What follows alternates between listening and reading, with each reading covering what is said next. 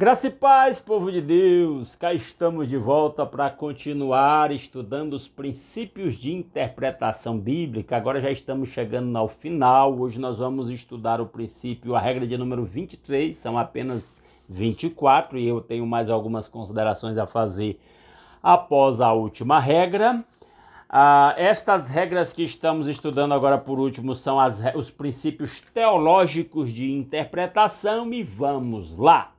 A regra de hoje, número 23, diz: quando você estiver estudando a Bíblia, lembre deste princípio. Qual é o princípio?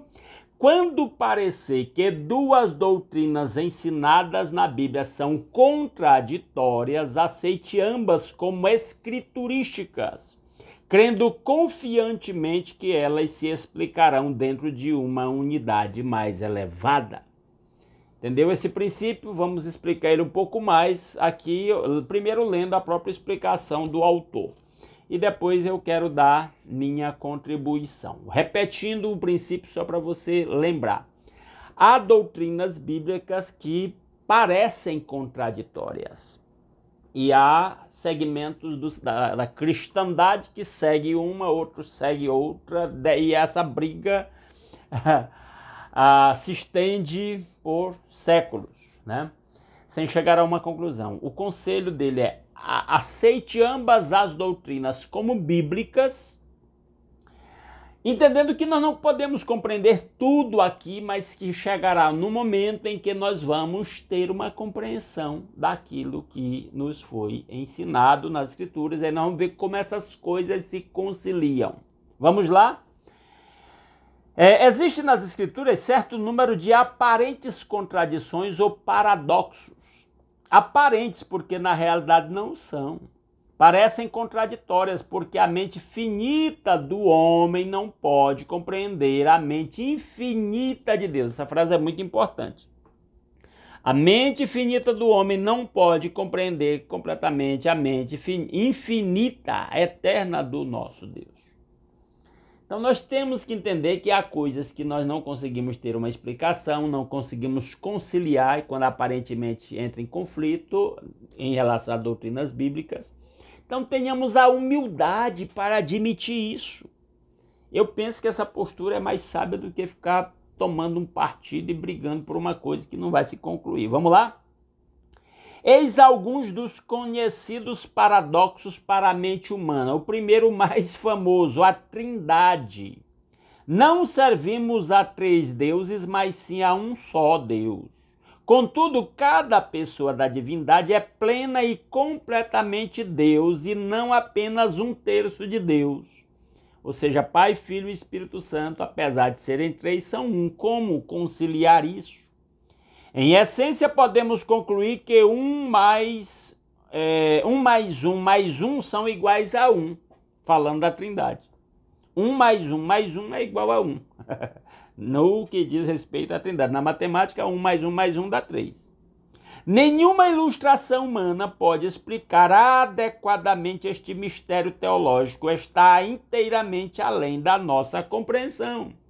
E aí, a cristandade vai se dividindo em segmentos, uns dizendo que não há trindade, outros dizendo que há e defendendo. E aí está toda essa discussão teológica que às vezes até causa divisão.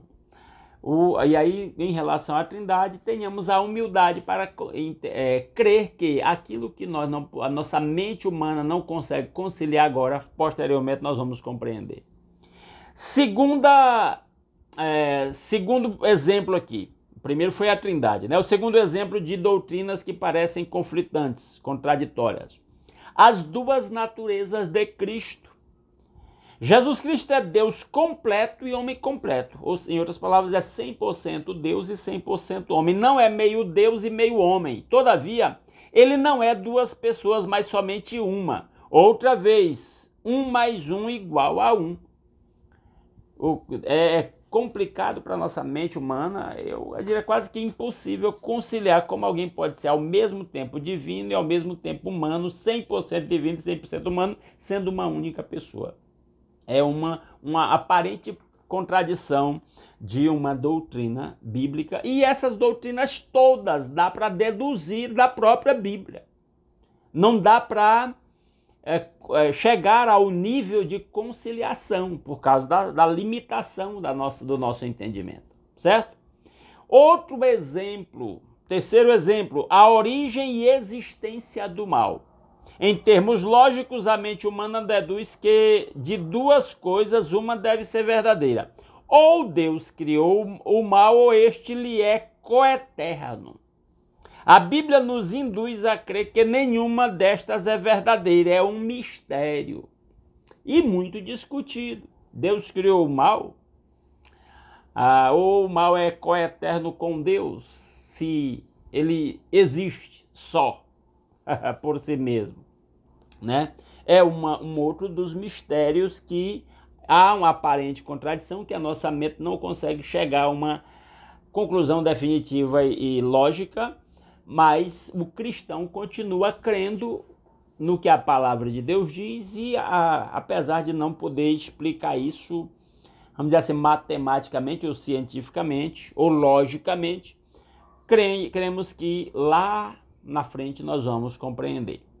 Quarto exemplo, a soberana eleição de Deus e a responsabilidade do homem. Talvez dos 4 exemplos aqui, esse seja o mais discutido. Eu que estou mais no meio teológico, eu vejo aí os pastores discutindo isso desde a Reforma Protestante, praticamente, e nunca chegou a nenhuma conclusão definitiva, cada um puxando brasas para debaixo da sua sardinha e às vezes dando interpretações mirabolantes para os textos bíblicos para poder justificar a sua posição. A soberana eleição de Deus e a responsabilidade do homem. Paulo afirma que Deus escolheu o crente em seu soberano conselho antes da fundação do mundo, Efésios 1,4. Pedro, porém, diz: não retarda o Senhor a sua promessa, como alguns a julgam demorada, pelo contrário, ele é longânimo para convosco, não querendo que nenhum pereça, senão que todos cheguem ao arrependimento, 2 Pedro 3,9. Através de todas as Escrituras, há um bem-intencionado oferecimento do Evangelho a todos os homens. O homem é visto como agente moral responsável de quem Deus pede contas. E todo aquele que invocar o nome do Senhor será salvo, Romanos capítulo 10, versículo 13. Não há maneira pela qual as nossas mentes possam conciliar estas duas verdades difíceis e aparentemente antagônicas. Então nós temos que ter a humildade para dizer: eu não consigo explicar como o homem é responsável pelas suas próprias escolhas, mas que no final das contas a salvação é uma dádiva exclusiva de Deus. Mas esses princípios são bíblicos, tem fundamentação bíblica e a gente não pode, como foi dito na lição anterior, você não pode formular uma doutrina baseada em alguns textos bíblicos e ignorar os outros que falam, às vezes, até sobre a mesma doutrina no sentido oposto. E tem a ver, uma coisa está diretamente ligada com a outra. Aí ele continua: de todas as dificuldades, nenhuma causa tanta controvérsia emocional como essa última. Então, o autor aqui, o Walter Henrichsen, concorda comigo. Possivelmente porque as 3 primeiras soam, ou eu concordo com ele, possivelmente porque as 3 primeiras soam mais como questões acadêmicas, ao passo que a 4ª toca as nossas sensibilidades morais. Ela tem a ver com o destino eterno do homem, esse último assunto. Quando a Bíblia deixa 2 doutrinas conflitantes sem as conciliar, você deve fazer o mesmo. Não tente conciliar o que a Bíblia não concilia. Ele continua: viver em tensão não é agradável, mas você deve ter cuidado para não perder o equilíbrio bíblico ao procurar aliviar a tensão. Não arranque partes da Escritura na tentativa de forçar acordo entre as 2 doutrinas conflitantes. Elas são conflitantes para a nossa mente humana, mas elas estão muito claras diante de Deus. E nós devemos só confiar em Deus, que no momento oportuno nós vamos compreender. Você pode fazer a aplicação dessas doutrinas conflitantes pregando a doutrina certa à pessoa certa. Por exemplo, como cristão você prega a si próprio que Deus o escolheu. Você não o escolheu. Se a escolha fosse sua, você votaria contra ele. Tudo que você é e tem é dom da graça de Deus. E isto deve enchê-lo de humildade e singeleza. Mas você pode proclamar com arrojo ao não cristão que Deus o ama, pois Jesus mesmo disse: Deus amou o mundo de tal maneira que deu o seu Filho unigênito, João 3,16.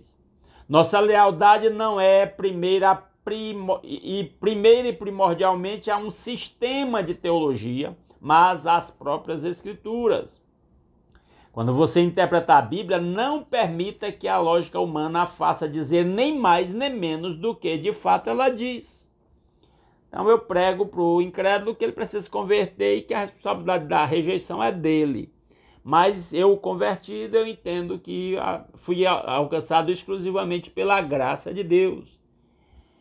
Pela graça e bondade de Deus, e amor de Deus. E aí a outra coisa, isso não vai me permitir abusar da graça de Deus e nem tira a minha responsabilidade como ser humano moral.